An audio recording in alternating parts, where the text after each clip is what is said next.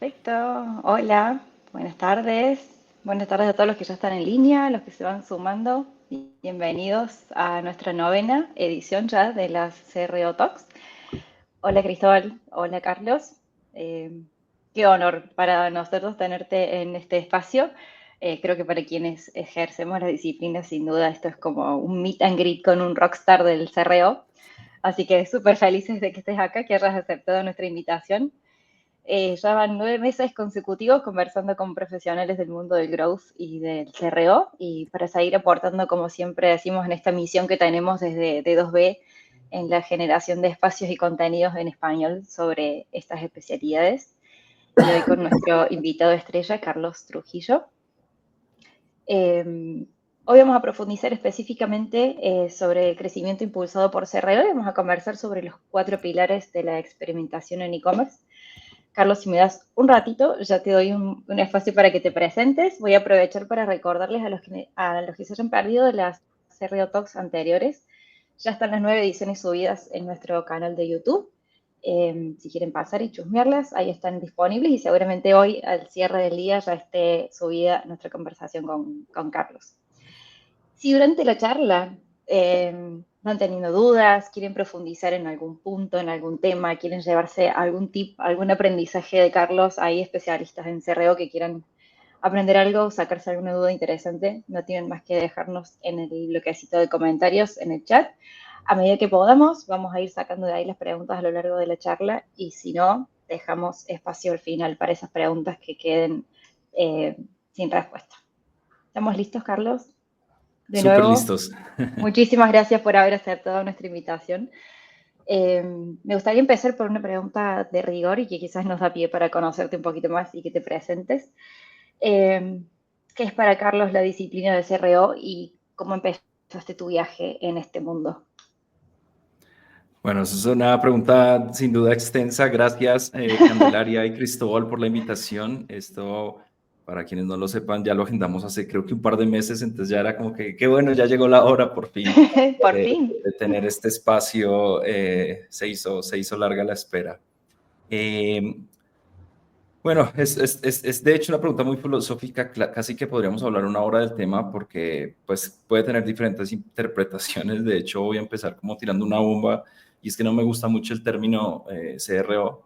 Es muy explícito para quienes no lo saben, en inglés significa Conversion Rate Optimization o optimización de la tasa de conversión y como términos muy limitados. Eso hace que muchas personas se sesguen respecto a esta disciplina o esta serie de metodologías y realmente no se entienda su potencial en cuanto a growth y en cuanto a un impacto más allá de simplemente afectar positivamente una métrica que, como seguramente ahondaremos más adelante, es una métrica que incluso en muchas ocasiones puede ser tóxica o manipulada muy fácilmente. Entonces, para mí, CRO es básicamente experimentación aplicada al crecimiento de negocio. Yo veo CRO como investigar a tus usuarios.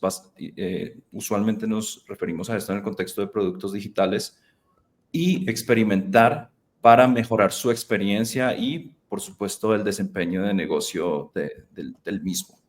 Creo que es importante hacer la diferenciación entre CRO y experimentación porque no es lo mismo, y esto lo plasmó muy bien en un artículo mi amigo Javi Lipuscoa la semana pasada.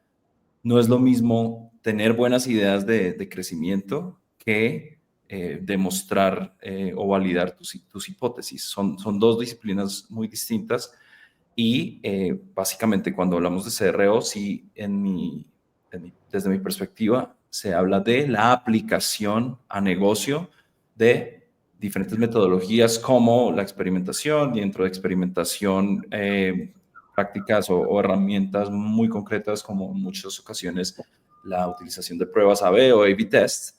Eh, pero entonces, como para centrar un poco esta respuesta, que como les digo, da mucha tela para cortar. CRO es esta aplicación de esto ya para el crecimiento de negocio. Es la manera en que lo veo, es la manera como lo vemos en Spiro, que es la empresa con la que trabajo, y es un poco como el mensaje que transmito, porque si, y sé que vamos a ahondar en esto más adelante, como les decía, puede haber a veces un conflicto de interés desde mi perspectiva, cuando los equipos de CRO son encargados de analizar sus experimentos, porque obviamente tienes un sesgo de confirmación y de querer que esos cambios que estás introduciendo muestren un verdadero resultado. Entonces, bueno, en contextos más maduros sí a veces se diferencian mucho los dos perfiles, pero bueno, sé que le di vueltas, eso es un poco como mi visión e interpretación de CRO como disciplina principalmente. Ujú. Carlos, ¿y cómo llegaste a meterte en este mundo? ¿Por qué estás haciendo lo que haces? Bueno, en realidad yo llevo en el mundo del producto digital y el e-commerce un poco más de 15 años, si sumo periodos de tiempo, un poco desde el año 2008 empecé obviamente como hobby un poco, y más o menos hace 9 años ya empecé a meterme un poco más profesionalmente en el área de tiempo completo. Esto me llevó a poder trabajar con muchas empresas desde una perspectiva de agencia o consultor en la implementación principalmente de sitios web. Eventualmente, esto me llevó a especializarme en su momento con una agencia que fundé en la implementación de tiendas en Shopify, que es una plataforma muy conocida de comercio electrónico. Y llegamos a un punto de especialización en donde yo quería lograr un mayor impacto. En ese entonces el servicio que se prestaba era implementar la tienda, en ocasiones como mantenerla, es decir, como cambiar contenido, actualizar productos y este tipo de cosas. Pero yo me sentía un poco inconforme en el sentido de cómo lograr cambios que generen mayor impacto. Y Ujú. fue ahí, más o menos en el año 2018, 19, donde conocí sobre CRO y sobre como esta perspectiva de, digamos que, de interés compuesto y de optimización continua para la mejora de un producto y su desempeño. Y en esa como búsqueda llegué a un instituto que se llama cxl.com o Conversion Excel. Bueno, ha habido como temas de rebranding y me matriculé como estudiante ahí en el año 2020. Eh, digamos, quienes no lo sepan, sí, Excel es un referente en el mundo en la enseñanza de este tipo de disciplinas y yo personalmente pues me obsesioné muchísimo con el tema, o sea, como que me abrió un mundo que no era muy consciente que existía en cuanto a optimizar estas experiencias, en cuanto a la introducción de cambios en el producto que puedan medirse y cuantificarse para determinar si sí realmente eran buenas ideas y no simplemente implementar como tirando monedas al aire. Y digamos que, como te decía, me obsesioné tanto con el contenido que eso hizo que completara como todas las certificaciones que ellos tienen disponibles o tenían disponibles a la fecha, hasta el punto de que ellos se enteraron que yo existía, como que ya entramos en contacto, me volví como amigo de personas internamente, hasta el punto en que me invitaron a ser parte del equipo. Si Excel tiene como una línea de negocio de agencia, que bueno, un dato curioso para los que no lo sepan es que ese es el negocio original. O sea, si Excel nació como una agencia hace 14 años y lo de CXL Institute o lo de enseñar vino más o menos 5 años después, pero el negocio original ha sido siempre la parte de consultoría. Entonces yo entré a trabajar con esta ala de consultoría que se llama Spiro y de eso ya han pasado casi 4 años en donde pues me enamoré tanto del tema hasta el punto de parar operaciones con la agencia que llevaba, como dejarla ahí un poco en pausa para aprender pues de cerca con algunas de yo digo las mentes más brillantes, algunas de las mentes más brillantes en el mundo de experimentación y CRO, y digamos que eso ha sido lo que me llevó hasta este punto en donde trabajo con Spirit a tiempo completo y acompaño empresas principalmente de Estados Unidos, pero también de muchas otras partes del mundo, a tomar mejores decisiones a través de la implementación de este tipo de metodologías. Qué honor, ¿no? Totalmente. Hermoso. Todos crecimos un poco leyendo o estudiando en Conversion Excel. Sí, Sus PDF, sus papers, sus blogs, sus cursos. sí. Seguramente muchos de los que están acá ahora conectados han hecho alguna certificación con ellos. Tal Así cual. que sí. Sí. Sí, sí. Bueno, un detalle, pues, o sea, no soy quien para mencionarlo en este punto, pero, o sea, un detalle curioso de esta historia que les conté a muy grandes rasgos, es que 3 años después de ese punto en donde me uní al equipo, de hecho me invitaron a ser instructor de CXL y para mí fue, pues, un gran choque, obviamente Claro. positivo, porque pues, o sea, yo aprendí de ellos tan solo un tiempo atrás. Entonces, fue muy interesante como seguir ese camino hasta ese punto en donde hoy personas toman mis cursos sobre el tema y como que se han generado algunos frameworks y temas de conversación que, bueno, por ejemplo, es lo que nos tiene aquí hoy en gran medida. Y hacia allá vamos, metiéndonos un poquito más en esa visión de CRO y en la metodología en sí de experimentación, que quizás las vinculaste mucho. Eh, ¿Por qué consideras que centrarse únicamente en la tasa de conversión puede ser engañoso para las empresas? Bueno, básicamente porque la tasa de conversión, y bueno, si nos vamos un poco más atrás, de hecho hay temas semánticos, porque le llamamos conversión a algo muchas veces indistintamente sin ser conscientes de que decir conversiones no es necesariamente obvio para todas las personas. Por ejemplo, en el mundo del comercio electrónico, o sea, normalmente cuando nos referimos a conversiones hablamos de compras o transacciones, Ujú. pero en otros contextos puede significar algo muy diferente. Entonces, cuando dices conversiones, puede ser interpretado de muchas maneras. Entonces, desde un punto de vista semántico, ya desde ese punto de vista ya es delicado porque dices conversiones, esto que es tasa de conversión, pero respecto a qué, o sea, como que desde su origen como concepto, digamos que tiene sus banderitas rojas.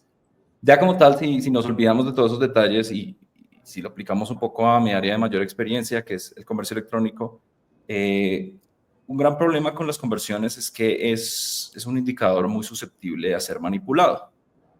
Por ejemplo, si tienes una tienda, quienes tengan aquí una tienda o trabajar en contextos de comercio electrónico, todos sabemos que dentro de una semana las tasas de conversión seguramente se van a incrementar con el Black Friday, Cyber Monday y todo lo que sucede en la última semana de noviembre, no solo en Estados Unidos y ya hoy en día en el mundo entero. De igual manera, si tú introduces ciertos, no sé, como siempre un ejemplo exagerado, es decir, si reduces tus precios en un 90%, tus tasas de conversión se van a ver positivamente afectadas, pero esto no necesariamente se está traduciendo en un beneficio para la empresa. Entonces, la tasa de conversión es como un indicador muy como en una sola dimensión que no te muestra el negocio y sus diferentes capas e implicaciones en otras áreas. O también, digamos, un chiste común, es decir, ¿quieres aumentar tu tasa de conversión? Apaga mañana todos tus canales pagos y tu Claro. tasa de conversión va a aumentar significativamente. Probablemente se va a triplicar. Pero esto no significa que estés haciendo más dinero, que estés creciendo como negocio. Entonces, desde ese punto de vista, este indicador, este punto de referencia, eh, tiene como ese lado como manipulable, slash, a veces suena feo, pero digo que puede ser un poco tóxico como concepto, en el sentido de que todo lo que se puede hacer alrededor y sobre todo quienes trabajamos en esto nos sesgamos mucho como en la terminología, pero insisto, no es algo tan obvio de entender para, pues como para alguien que no esté tan metido dentro de una operación. Ujú. Y ahí, Carlos, como quizás, o parte de lo que yo trato siempre como de desagregar, y es en ese desagregar esa tasa de conversión, o ese número final, esa como zanahoria que estamos persiguiendo ya al final de toda estrategia, esa separación que se hace de el usuario pasando por muchas etapas antes de que eso suceda. Y el hecho de poder dividir o entender que esa tasa de conversión está compuesta por un montón de conversiones que se dan antes, esas como microconversiones anteriores, me parece que eso también cambia el enfoque. Ahora, si yo tengo que lograr que sucedan microconversiones o conversiones más allá de la venta final, estoy enfocándome mucho más en la experiencia que le tengo que dar a la persona, al usuario, para que avance en esos pasos, para que cumpla con esas conversiones que no son más que tomar una decisión, que no es la compra, simplemente es avanzar en ese proceso. Entonces me parece que también como despegarse de esa terminología bien cerrada que decías vos, solamente mirar ese número y indiciarse de él, es desagregarlo, también nos da esa capacidad de mirar como más global, más general. Sí, totalmente. Y aparte, pues eso está relacionado con lo que te decía desde el punto de vista semántico. O sea, cualquier Uh -huh. métrica que me interese como negocio tiene su propia tasa de conversión. Entonces, Sí. cuando decimos conversión, a veces, o sea, no somos conscientes de que diferentes personas pueden interpretarlo diferente. ¿Sí? Uh Entonces, -huh. dentro de los mismos equipos, eh, Puede ser que para unos la conversión sea una categoría específica de producto, o en ciertas categorías de negocio puede ser que la conversión sea que las personas inicien un formulario, pero no necesariamente que lo completen. Entonces, todo en realidad está interconectado, y algo que yo trato de hacer mucho es siempre como ser muy específico, como qué estamos midiendo concretamente, como para no dejar tanto lugar a la interpretación tan abierta, ¿sabes? Pero de acuerdo contigo, o sea, digamos que desde un punto de vista numérico, y si se ve como un embudo, que obviamente el concepto de embudo cada vez, digamos, es más sujeto como a debate, llamémoslo así, pues entre más personas pongas en el embudo en las diferentes fases, conceptualmente más personas lo terminarán. Obviamente, esto no es tan así, no es tan lineal como se podría predecir, y hay muchos elementos que también se pueden manipular para, no sé, por ponerte un ejemplo, te pueden hacer muchas cosas para que las personas añadan más productos a un carrito sin que esto se traduzca en más compras. Simplemente si quitas información clave o no mencionas cuál va a ser el costo de envío o ciertas implicaciones, es posible que logres que muchas personas más avancen solo para tener como ese momento de fricción o frustración más adelante. Exacto. Quizás lo estás perdiendo después. Totalmente. Claro. Entonces, sí, al final de cuentas, creo que es como esa visión como un poco en 3D de entender las diferentes implicaciones y cómo se conectan unos elementos con los otros. Exacto. Carlos, te escuché en una charla hace un tiempito sobre el Cobra Effect. Podemos hacer como doble clic sobre eso y cómo crees que puede afectar negativamente una estrategia de optimización. Bueno, es de hecho muy análogo al ejemplo que te acabo de dar. O sea, Ujú, el Cobra Effect es como, no sé si es un mito o una realidad, creo que está documentado, y es básicamente, eh, obviamente se interpreta en muchas culturas o maneras, pero básicamente es cuando se incentiva un indicador equivocado. Entonces, y de antemano me disculpo porque no recuerdo el ejemplo específico de dónde viene, pero para hacerlo a grandes rasgos, algún tipo de gobierno o ciudad estaba sufriendo con el exceso de serpientes o de cobras. Entonces empezaron a pagar recompensa por las personas que capturaran una cobra. Pero esto al tiempo se dieron cuenta que lo que incentivó es que la gente criara cobras en sus casas claro. para después, pues obviamente, capturar más y ganar más recompensas. Y esto entonces, obviamente, como analogía, con un pequeño componente de chiste, no sucede mucho en esto. Es justamente el ejemplo que te daba. Si a mí me incentivan por cuántas personas añaden el producto al carrito, hay muchas cosas que yo puedo hacer para que lo hagan sin que esto necesariamente beneficie al negocio. Y este efecto cobra también se ve muy representado en el concepto de la conversión como único indicador de éxito. Y es lo que te decía, pueden haber Ujú, muchas maneras de influenciar la conversión sin ver como el full picture de qué está pasando después. ujú. O, por ejemplo, especialmente en Estados Unidos es muy común, más común que en Latinoamérica. Tú puedes aumentar las conversiones, pero puede que eso esté representando un aumento también exponencial en el número de retornos, sí, de cancelaciones de orden o de devoluciones, ¿sí? Entonces, a veces cuando simplemente nos fijamos como en influenciar solamente una métrica sin tener una visión más global del negocio, pueden ocurrir este tipo de efectos que básicamente incentivan pues la métrica incorrecta. Y de hecho, creo que era María Agustina quien nos preguntó, a quien le envió un saludo. No es el problema, no es usar la tasa de conversión como factor de éxito, sino no hacerlo de manera un poco premeditada. ¿A qué me refiero? Puede que para ciertos negocios ese sí sea el indicador correcto, ¿sí? Y ese sí sea un área de enfoque adecuada. Lo que no podemos pretender es que lo sea para todos los negocios, y pretender que todos los negocios lo que deberían hacer es eso. Hay un concepto, sobre todo en e-commerce, se llama Unit Economics, que básicamente te permite analizar tu negocio desde una perspectiva financiera, y ahí, por ejemplo, tú puedes obtener pues como muchos insights, observaciones respecto a qué realmente le puede estar afectando a tu negocio. Porque, insisto, si nos vamos un poco más a adentrarnos en el tema, para alguno de los negocios de quienes nos estén escuchando el día de hoy, puede ser que ni siquiera tengan un problema de conversión, sino de exceso de devoluciones. Entonces, eso también es una métrica que se puede influenciar, ¿sí?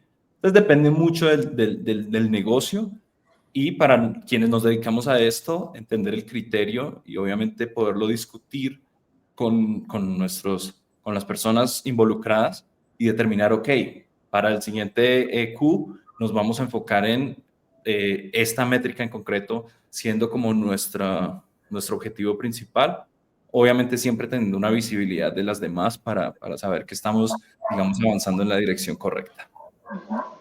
Sí, aquí quiero como interrumpirle un poco, Cande y Carlos, porque antes de entrar ya en más detalle con ciertas cosas que queremos saber de Carlos y preguntarle, Luis Chávez está haciendo 2 preguntas que las voy a mostrar ahora en pantalla.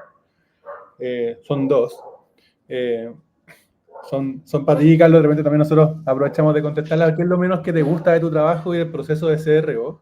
O el desencanto, por así decirlo, que puede haber. Y lo segundo que menciona es, él no sabe cómo nosotros trabajamos CRO en Spiro o en D2D, pero muchas veces el CRO se ve envuelto en tareas de project management. ¿Cómo lidian con eso? Asociado a solicitar y dar feedback de diseño, perseguir a developers, QA, etc. ¿Qué le podríais responder a Luis con respecto a esas 2 preguntas, Carlos? Excelentes preguntas, Luis. La verdad, además creo que están un poquito, o mi respuesta está relacionada un poquito la 1 con la 2. Lo más difícil de mi trabajo, trabajando con empresas que hacen o están haciendo CRO, para un poco de contexto, por lo general en Spiro las empresas que nos contratan ya tienen equipos de CRO o alguien, al menos una persona in-house que está haciendo el tema y pues por lo general está un poco limitada en recursos.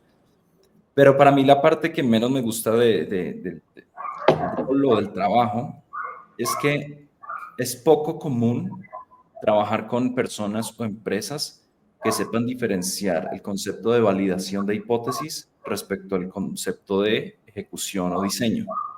¿A qué me refiero? Hay muchas empresas que no quieren lanzar un experimento hasta que no esté perfecto, cada píxel, cada elemento totalmente en su lugar y se enamoran mucho de la ejecución, cuando realmente desde una perspectiva conceptual lo que nos interesa es validar una hipótesis, responder una pregunta de negocio.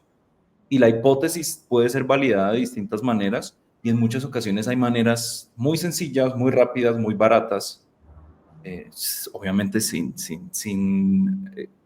sacrificar la calidad del entregable, en donde se puede mover más rápido respecto a un tema, validar la hipótesis y entonces sí, pues entrar en este caso, diseñarla más a fondo. Hubo algo que publiqué hace poco que generó reacción en muchas personas, que fue, si te estás tomando 6 semanas en darle feedback a un diseño, probablemente en ese tiempo ya hubieras podido lanzar una prueba y concluirla para saber si realmente valía la pena invertir tiempo y energía en ella. Entonces, la parte menos favorita del tema es que es muy común trabajar con personas que no hacen esa diferenciación claramente. Asimismo, en los pocos casos en que me ha tocado al contrario, es una maravilla porque te mueves rápido. Cuando trabajas con personas que entienden el concepto y dicen, ok, esto está suficientemente bueno, movámonos para adelante. Y evitar como esa tensión de semanas y meses, digamos, ejecutando un poco lo que Luis menciona en el punto 2 de su pregunta, que es toda la parte de Project Management, que es básicamente lidiar con personas y preguntar y pedir aprobaciones y demás. En nuestro caso, nosotros tenemos un rol dedicado para esto en Spiro, Luis, porque se entendió en su momento, esto fue desde antes que yo viniera, que o eres estratega de CRO o eres Project Manager, porque es muy difícil hacer las 2 cosas y estar persiguiendo a las personas y demás. Obviamente soy consciente que muchos roles de CRO, por ejemplo en Latinoamérica, pues es como un poco todero y te toca hacer todo un poco.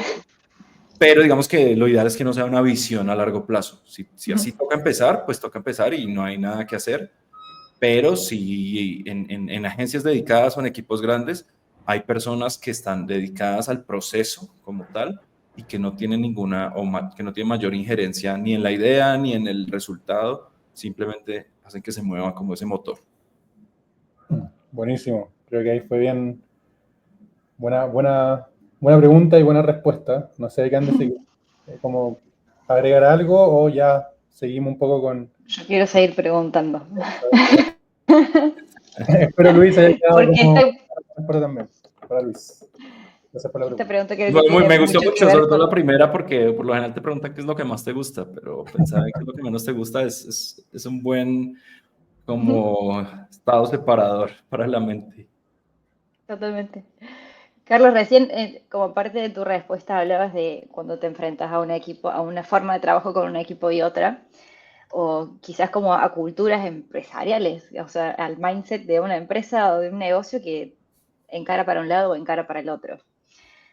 ¿Cómo le propones a las empresas a que equilibren las conversiones directas con la experimentación y qué beneficios aporta ese enfoque que podés mostrarles?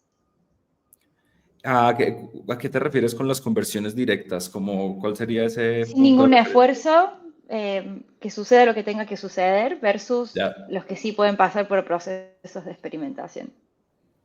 Bueno, el otro día que hablábamos como fuera de micrófonos, obviamente como una analogía, les comentaba que como que en los últimos 2 años como que he navegado un poco tanto mi mundo más natural en el sentido de mi trabajo, que es como trabajar con mercados un poco más maduros respecto a estos temas y que invierten un poco más agresivamente en agencias de CRO, talento en CRO, y mi rol un poco más como evangelizador, en ocasiones, digamos, como en temas de enseñanza en América Latina. Entonces, como que he podido contrastar mucho esos dos universos y parte de la respuesta a tu pregunta sí es entender que en América Latina todavía estamos un poco más atrás en cuanto a verle el valor. Aquí siento que las empresas que han dado un paso adelante, por lo general lo han empezado a hacer desde una perspectiva más de mitigación del riesgo, digamos que motiva más el miedo a perder que el entusiasmo de ganar.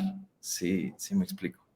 ¿Sí? Mira. Como que cuando se aborda el tema de por qué hacer experimentos, por qué hablar con tus usuarios, por qué realizar este tipo de actividades, a veces como que resuena más cuando decir básicamente para que no pierdas más dinero, mientras que otros mercados lo ven desde una perspectiva opuesta, que es, wow, o sea que con esto puedo innovar a mayor velocidad, puedo hacer cambios con mayor certeza y certidumbre de que tienen un potencial impacto positivo más alto y por lo tanto, pues puedo moverme más rápido y más eficiente que, por ejemplo, mis competidores directos. Entonces, para responder un poco a tu pregunta de manera más directa, digamos que tengo la suerte de, en mi rol en Spiro de trabajar con empresas que ya están haciendo una inversión significativa en el tema. Entonces, como que tienen ese espectro de madurez más alto al decir, esto ya sabemos que lo necesitamos, como quien dice, no nos tienen que convencer de nada, empezamos la otra semana si es posible, ¿sí? Porque digamos que cada vez se entiende un poco más la necesidad. Mira, aquí hay un detalle muy llamativo y es que no todas las empresas le llaman a esto CRO, ¿sí? Entonces, por ejemplo, hay empresas o startups, incluso de Latinoamérica, que tienen equipos de experimentación, que tienen, digamos, escuadras grandes y que lo denominan de otra manera. Es básicamente el concepto de lanzar experimentos para hacer cambios de producto. Entonces, a lo que voy con esto es que, y bueno, haciendo un paréntesis, de hecho, CRO también tiene una gran confusión con el término Chief Revenue Officer, que es muy común en las startups. Entonces, a lo que voy con esto es que para todas las personas que nos están escuchando, digamos que nos tenemos que elaborar un camino y como que repetir mucho lo que decimos, explicarlo a veces de distintas maneras, con distintos términos, porque no es algo todavía tan conocido como si lo compararas o lo equipararas con, no sé, como temas como paid media o SEO, etcétera. Entonces, todavía hay un camino un poco laborioso que hacer en ese sentido. Carlos, y comentaste algo que lo quiero anexar con una pregunta que hace Emilce Amaranto. La voy a poner acá en pantalla. Todo habláis un poco de que en el mercado que tú trabajáis, muchos toman la decisión y necesitan esto para disminuir el riesgo de pasar a producción features que tal vez no funcionen, necesitan como hacerlo de una manera como bien segura antes de, y pasa en Latinoamérica que cambian sitios completos de una, y después empiezan como a administrar todos los problemas que trae ese nuevo sitio y las bajas de conversión, etc. Y lo quiero anexar con la pregunta que hace Milce de cómo medir el ROI de un servicio de SRO. ¿Cómo ustedes, por ejemplo, en Spiro, logran generar, qué es lo que le reportan como casi que al directorio, por así decirlo, de la empresa, o los stakeholders más importantes del beneficio que tiene el servicio? Esta pregunta tiene como también sus dos partes. La primera es, como ya me lo he escuchado decir anteriormente, más filosófica, en el sentido de que en una medida es importante como adoptar el hecho de que no puedes obtener un retorno de inversión directo, porque es que esto no es como entrada y salida, ¿sí? Aquí, cuando una empresa invierte en sus capacidades de CRO, de experimentación, es básicamente algo que está influenciando el ADN de la organización. Es como si yo te dijera, ¿cómo medimos el ROI del área de recursos humanos? ¿Sí? O sea, obviamente se puede intentar traer modelos, pero no es algo que aplique de manera tan directa porque es más como un costo de oportunidad, que es básicamente la premisa de no hacerlo me va a salir más caro que hacerlo, ¿sí? Como una manera de tomar decisiones. Entonces, eso es desde un punto de vista más filosófico. Ya desde un punto de vista más práctico, porque como dice Emilce, igual esto te lo van a preguntar todo el tiempo. Sí hay modelos de atribución que buscan, sobre todo, medir el poder relativo de las diferentes ejecuciones. Esto, sin duda alguna, es un poco más fácil de tangibilizar en comercio electrónico, donde esas conversiones que hablábamos anteriormente tienen un valor monetario específico comparado con otros modelos de negocios, cuando estamos hablando de cualquier negocio B2B o pues algún tipo de software como servicio, donde a veces no puedes medir de manera tan directa. Por ejemplo, si estás teniendo más leads, no hay una manera tan directa de medir su atribución digamos, al PIL, en el sentido de que no sabemos cuánto va a aportar cada persona, o si es un ciclo de venta que dura 8 meses o algo así, va a ser difícil hacer estas mediciones. Pero en cualquier caso, para no extenderme tanto en el tema, Emilce, lo que se intenta hacer es tratar de reportar sobre el efecto observado. Por ejemplo, insisto, en e-commerce, cada experimento tiene un impacto en el revenue. Aquí obviamente hay mucha tela donde cortar desde un punto de vista estadístico, porque es un error decir que si lo que observamos en una semana lo multiplicamos por 52 semanas, entonces ese es el impacto anual. Realmente no funciona tan fácil, que es diferente predecir cómo se conectan los diferentes factores de negocio, pero este tipo de ejercicio sí es importante hacerlo entre las diferentes hipótesis que pruebas, básicamente, ¿sí? ¿Qué observé de diferente a nivel monetario entre las mismas que me permitan, uno, tener una visión de retorno de inversión y decir, ok, hubo 10 experimentos en concreto que significativamente movieron los indicadores que nos importaban, pudimos observar que sumándolas tienen un impacto de $600,000 anuales. Entonces, ¿cómo adaptamos un modelo para poderle, digamos, a esos stakeholders transmitir esta información? Con los asteriscos correspondientes, entendiendo lo que les decía, que no se puede predecir, no es como blanco y negro, o sea, tiene muchas más aristas, pero sí es algo que activamente se intenta hacer porque es algo que es muy requerido, digámoslo así. Buenísimo. Pero ahí, Emilce, ahí quedado como satisfecha con la respuesta, que es una buena respuesta, y también entendiendo un poco y lo que también dice un poco la teoría, es que sumamos muchos experimentos para ver un poco el retorno total que muchos experimentos fueron haciendo, porque todo un experimento me ayudó a aumentar un poco por acá, otro experimento un poco por acá, y en el global logré generar estos 600,000, etcétera, etcétera, que es un poco la forma que se utiliza. Así que de una más grande, estamos también con tiempo justo, porque tenemos que terminar también bien justo. Hay varias puntuales hoy. Carlos, recién hablabas de las empresas estas que pierden el miedo y deciden que si no lo hacen, pierden dinero. ¿Cuál es tu consejo especialmente para esas empresas que tienen poquitos recursos?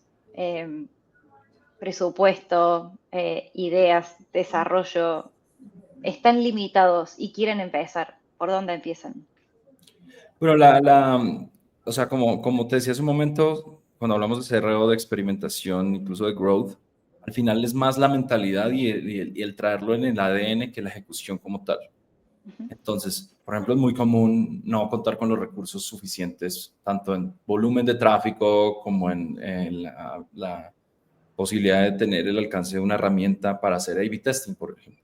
Sí, pero eso no debería ser un impedimento porque lo que se busca con estas metodologías es como determinar causalidad de una manera más efectiva. Muchas veces lo que llamamos experimentos, pues no tiene que ser una prueba completamente controlada. Siempre pongo la analogía de que para los que llevamos en esto suficiente tiempo como para haber trabajado muchos años con la previa versión de Google Analytics, que se denominaría versión 3, supongo, O no universal, la claro. versión actual, universal. No sé si recuerdan, Cristóbal, seguro que sí, que había un feature de añadir comentarios en la línea de tiempo.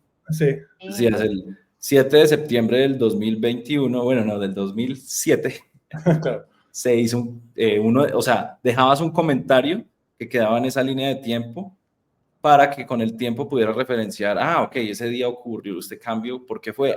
Porque hicimos este cambio en la manera en que están ajustados nuestros, no sé, nuestro SERP o nuestra caja de búsqueda en SEO. Para mí esa es la forma más básica de un experimento que un poco nos olvidamos, pero no todos los equipos. Entonces a veces esto se reduce incluso a simplemente documentar o tener un documento en donde digas, estamos probando esto, estamos haciendo esto, pensar un poco en función de hipótesis, pensar un poco en causa y efecto, no simplemente en hacer, en cambiar, en mover y como que lanzar todas las monedas al aire posibles para ver qué funciona, o como se conoce a veces en la industria, el spaghetti testing, que es tirar espaguetis a la pared a ver qué se queda pegado, pero casi como que por azar. Y es más tener una mentalidad de control, sin que esto nunca jamás haga el equipo más lento. Un buen programa de CRO tiene que hacernos mover más rápido, tiene que hacernos, si estás en producto, añadir features más rápido y más eficiente. Si el CRO nos vuelve más lentos, algo hay que ajustar. Ya desde un punto de vista como un equipo que esté en una etapa de madurez un poquito más avanzada y como que esté pensando en correr pruebas y demás, algo que yo recomiendo mucho es tratar de adoptar un modelo híbrido a la experimentación, especialmente a la experimentación web.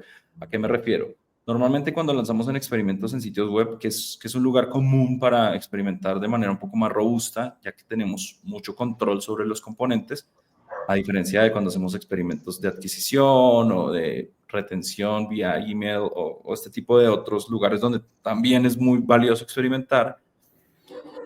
Es muy común cuando empiezas a hacer CRO, simplemente traer desarrolladores a básicamente inyectar JavaScript o añadir variaciones a un sitio y obviamente analizar los resultados.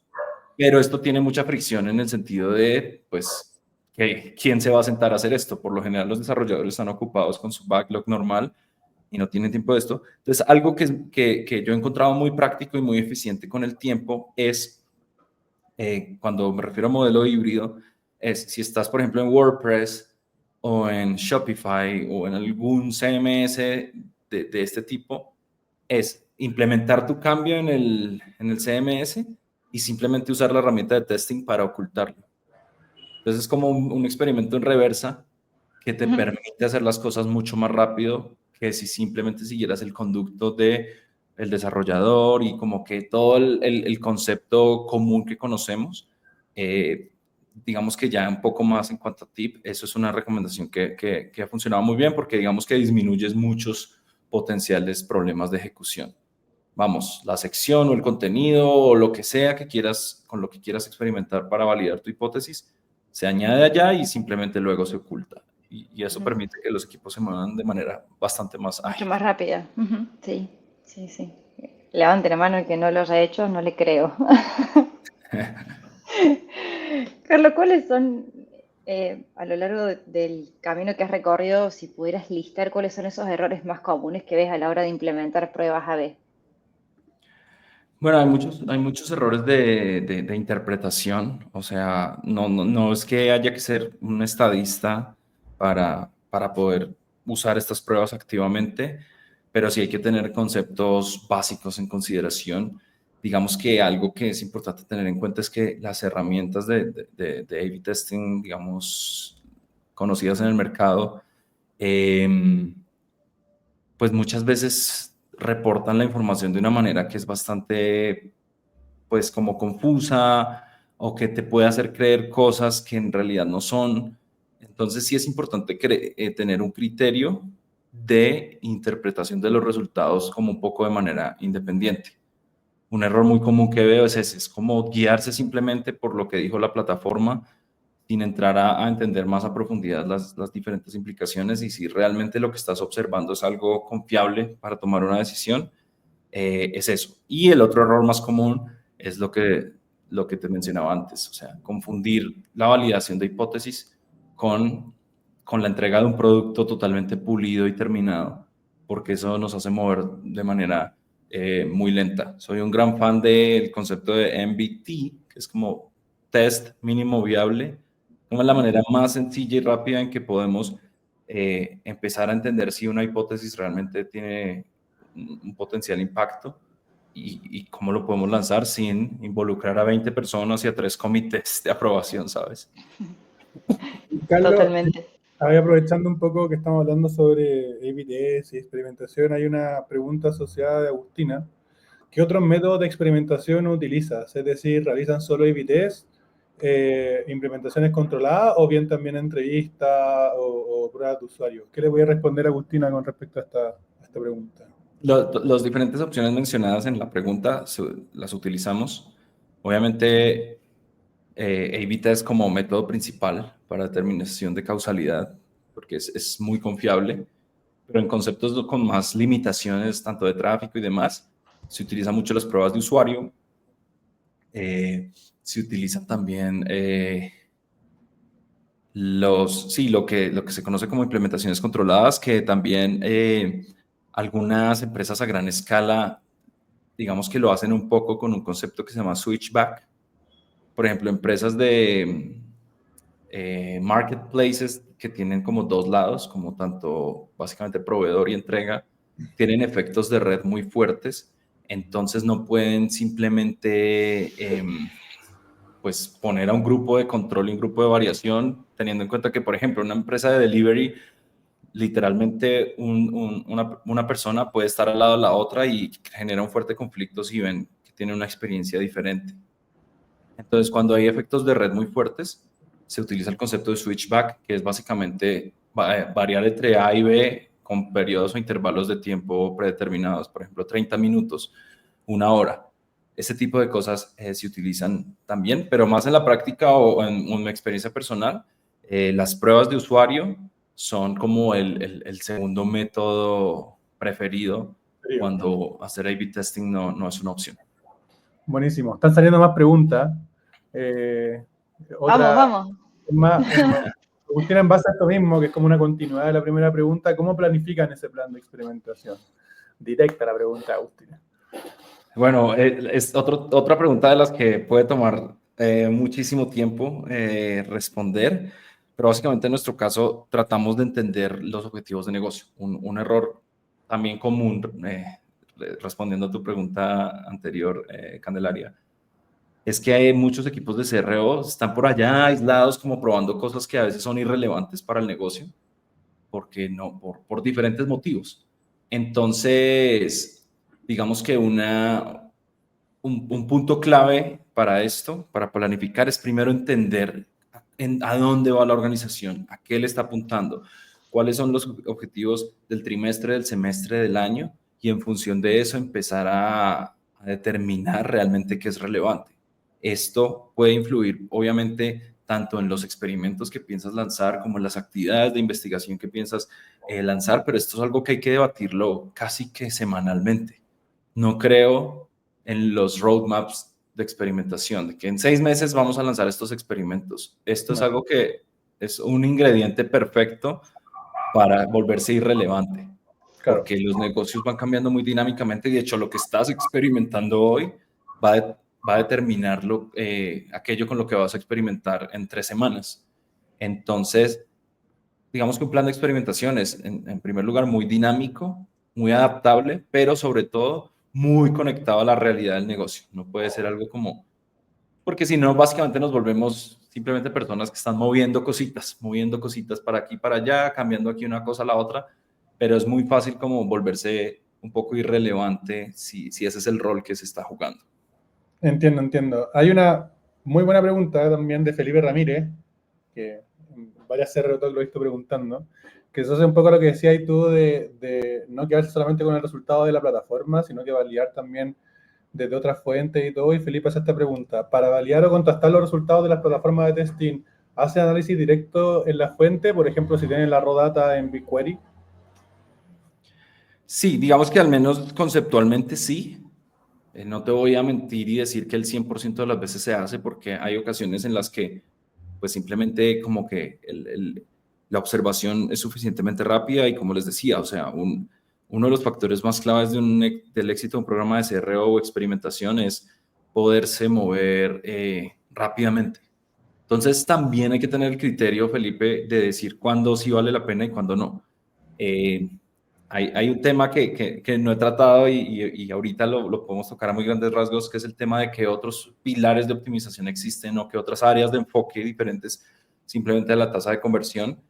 Y cuando hablamos, por ejemplo, de la optimización de catálogo, de merchandising o de rentabilidad, sin duda hay que combinar fuentes de datos, hay que ir a ahondar en diferentes, digamos, herramientas que simplemente ver un reporte sencillo de la herramienta de testing. Entonces, como que Felipe, conceptualmente sí, pero no siempre se hace, dependiendo también de la situación y el contexto.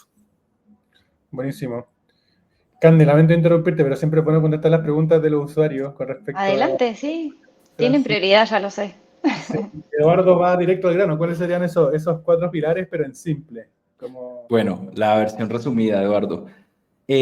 Básicamente, digamos que mi trabajo en CRO en e-commerce, mi experiencia, obviamente el trabajo con Spiro y todo como que toda esa combinación de fuentes, al final me llevaron a entender que hay 4, digamos que factores muy fuertes que se pueden influenciar en un programa de CRO más allá de la tasa de conversión. El primero igual sigue siendo conversiones, porque sin conversiones ninguno de los otros pilares se puede influenciar. O sea, sin conversiones no hay optimización ni del gasto, ni del catálogo, ni de la recurrencia. Entonces, este sigue siendo el pilar fundamental y obviamente no me voy a detener ahí, pero el segundo pilar es el gasto. ¿Cómo logro que las personas, digamos, que están convirtiendo, que están finalizando una compra, incrementen su gasto promedio, lo que se conoce como AOV o ticket promedio? Entonces, voy a hacer ejemplos muy rápido para entender que lo mismo, tengo la misma tasa de conversión, mismo número de personas comprando, totalmente quieto este indicador, pero si logro que las personas gasten en un promedio 20% más, igual esto es una gran ganancia para el negocio, ¿sí? Sin haber afectado la tasa de conversión. Lo mismo con el tercer pilar, que es la recurrencia o la frecuencia. Si yo logro que un cliente regrese con mayor frecuencia a adquirir mi producto, mi servicio, también, y continúo con la analogía, puedo mantener la misma tasa de conversión, puedo mantener el mismo ticket promedio, pero si logro que las personas no vuelvan cada 3 meses, sino cada mes y medio, pues por supuesto esto va a afectar positivamente como ese bottom line o esos indicadores financieros del negocio. Y el último, que es más retador de medir, pero es fascinante trabajar con él, y eso digamos que complementa un poco la pregunta de Felipe anteriormente, es el merchandising o la optimización de catálogo, sobre todo en empresas que tienen diferentes tipos de productos. ¿Cuál es más rentable para mí? ¿Cuál es menos tóxico? ¿Cuál tiene menos devoluciones? ¿Cómo hago que las personas compren más ese producto o esa referencia que yo sé que para mí como negocio es más valiosa en comparación a la otra? Entonces, cuando estamos formulando experimentos, cambios, tratamientos, cosas que queremos añadir o modificar del producto, tener en cuenta estos 4 pilares nos abre un mundo de posibilidades porque, como les digo, empiezo a ver las cosas un poco más en 3D. Entonces, si se fijan, eso, el pilar 2, que es gasto, el 3, que es frecuencia, y el cuarto, que es merchandising, pueden hacer que un negocio se transforme positiva o negativamente sin haber tocado para nada la tasa de conversión.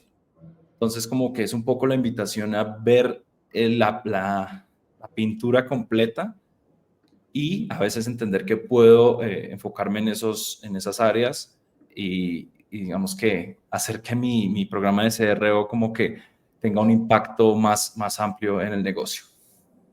Buenísimo. Creo que ahí ya respondimos la Tengo, pregunta. tengo confirmación que podemos irnos 5 minutos más del final. Ok, perfecto. Sí, porque yo estaba respondiendo algunas preguntas que nos estaban haciendo específicas. Y nada, démosle cande, tenemos un poquito más. Hay unas preguntas más, pero abordémoslas, sigamos nosotros con la agenda que teníamos también. Hay una que sí creo que viene surgiendo en todas nuestras RO Talks y me gustaría saber qué opinas vos, Carlos, al respecto. Eh, Hablando de empresas o de sitios con poquito tráfico. Y esto de que nos tenemos que atar a ser como un poco rigurosos en la confiabilidad estadística y en cuándo decidir que un experimento gana o no gana. ¿Cómo resolvemos eso cuando tenemos un sitio con muy poquito tráfico? Mira, esta respuesta probablemente no te la esperas, pero la ventaja es que si un sitio tiene poquito tráfico, por lo general tiene poquita burocracia, ¿sí? O sea, entre más tráfico, más difícil es hacer el trabajo de CRO, en el sentido de convencer a mayor número de personas, lanzar más experimentos y como que hay una mayor fricción operativa. Cuando no tenemos mucho tráfico, normalmente es un indicador de que es un negocio más emergente y estamos en una etapa de una mayor adopción de riesgo. Entonces, obviamente ese perfil de riesgo debe aumentar, ¿sí? Si nos referimos a conceptos estadísticos, puede que tu tolerancia a potenciales falsos positivos o negativos pues aumente, de manera que te rijas por umbrales más bajos de confianza estadística, por ejemplo. En ocasiones toca determinar lo que les decía hace un rato, ok, no contamos con los ingredientes para correr este tipo de prueba, pues implementémoslo el 1 de diciembre, analicemos los siguientes 30 días y tratamos de determinar una correlación o una causalidad, entendiendo que no va a ser tan preciso como lanzar pruebas. Pero digamos que muchas veces vemos esto como una limitante y yo quiero invitar a verlo como una oportunidad de hacer más disrupción, ¿sí? Pues listo, o sea, si no tenemos tráfico, pues tampoco tenemos la posibilidad de dañar un negocio tan significativamente, que muchas veces la premisa de un negocio con millones de visitantes y de revenue, pues hay un factor de riesgo muy alto en que no quieres dañar las cosas, pero pues si tienes poquito tráfico probablemente no hay mucho que dañar, entonces como que siento que se puede ser más agresivo a ese punto y más creativo en el sentido de cómo mido esto. No siempre se puede medir como manzanas y manzanas, perdón, pero pues si te soy sincero, a veces extraño como esa época de poder mover las cosas y hacer 3 cambios en un día y ver qué pasa, ¿sí me entiendes? En comparación a Ujú.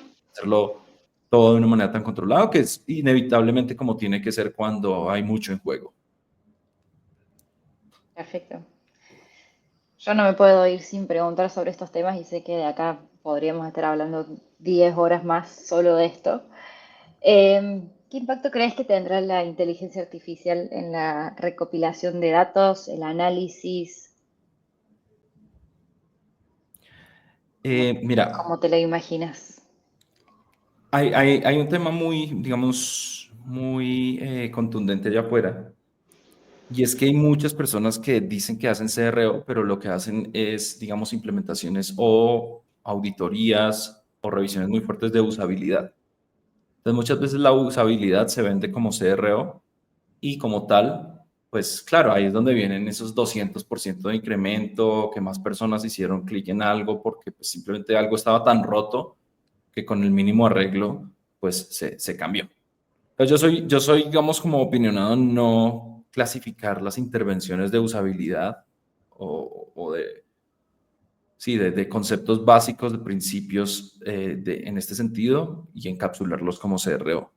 Entonces, habiendo dicho esto, yo siento que muchas herramientas ahorita de inteligencia artificial, de modelos de lenguaje generativos y demás, van a crear un umbral muy, muy, muy alto en cuanto a usabilidad y en cuanto a que todos tengamos una experiencia suficientemente buena por defecto.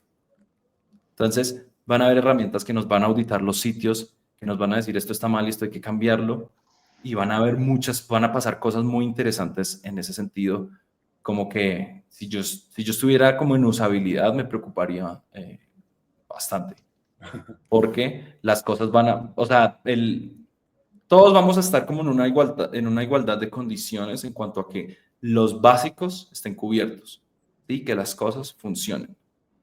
Ya ahí todo el aspecto de innovación y optimización igual va a estar sujeto a mucha creatividad, porque obviamente la inteligencia artificial, como la conocemos al día de hoy, tiene un concepto muy fuerte de recopilación de información existente, pero no de predicción de información futura. Obviamente esto puede cambiar en el futuro cercano y veremos mucha disrupción en este sentido, pero yo creo que es en la conexión de los puntos en donde va a seguir existiendo oportunidades de innovación, digamos, para ver cosas que ni otras personas están viendo, ni por supuesto estos modelos.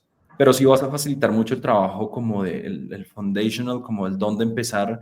El análisis de datos, tanto cuantitativos como cualitativos, se va a ver muy beneficiado, poderle hacer preguntas a un sistema y decirme, dame oportunidades de mejora de acuerdo a esta información.